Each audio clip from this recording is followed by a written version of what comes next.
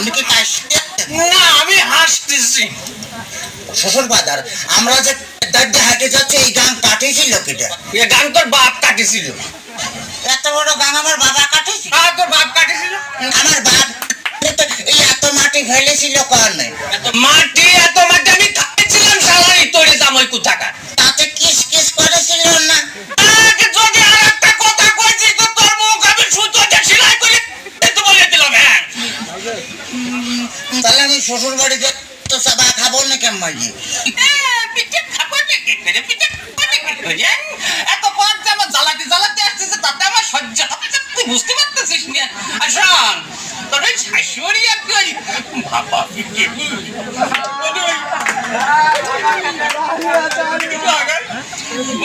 কি বাবা পিঠে ভারী মজা। শ্বশুর বাদার কি বিয়ে করেছেন? একটা কথা ধন বিয়ে করেছি কিনা? বিয়ে না করে তোরটা আসলো কোনটি? আপনার কোনো ছেলে বিয়ে হয় নাই শ্বশুর বাদার? কপাল আমার কপাল আমার জামাই আমার ছেলে পেলে হয়েছে কিনা কম তো দেখে আমি আর ফোন দেখে যাই। গেলে তোর মাঝে অথবা বুড়ো করে দেবো কিন্তু একেবারে দেখেছিস। তাহলে আমি শ্বশুর বাড়িতে ওই গোস্ত চাবা খাবো না কি করে? গোস্ত চাবা খাবা নাকি করে? এই যে অবস্থা করতেছ তাতে তাতে তুমি বুঝতে পারছো না যে গোস্ত খাবা নাকি করে? সাথে মেয়া বিয়ে দিয়ে আমি ছাই খাইছি ছাই। ছাই খাতে গেলেন কেন? আমার কাছে কলেই তো 10 কেজি চাল পাঠা দিতাম।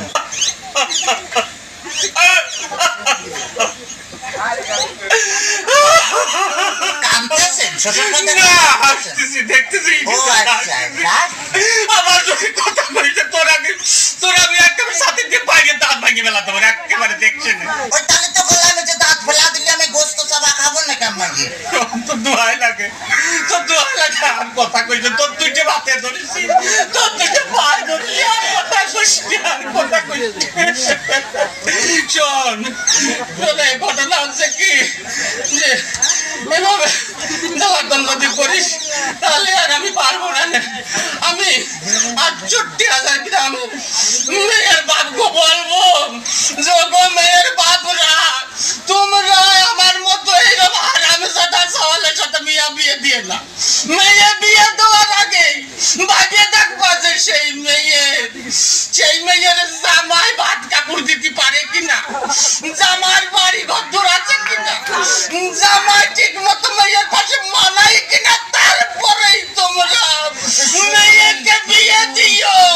শ্বশুর বাদার শ্বশুর বাদার আপনি কি যাত্রায় অভিনয় করতেছেন?